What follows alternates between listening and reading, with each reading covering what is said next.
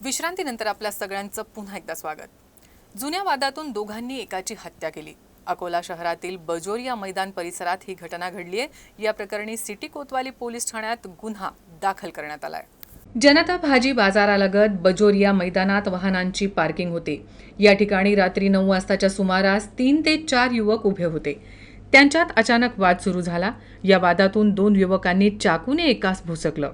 यात गंभीर जखमी झालेल्या युवकाला पोलिसांनी तातडीनं सर्वोपचार रुग्णालयात दाखल केलं, परंतु डॉक्टरांनी त्याचा मृत्यू झाल्याचं सांगितलं. मृतक युवकाचं नाव अन्सार शेख सलीम असल्याचं समजतं.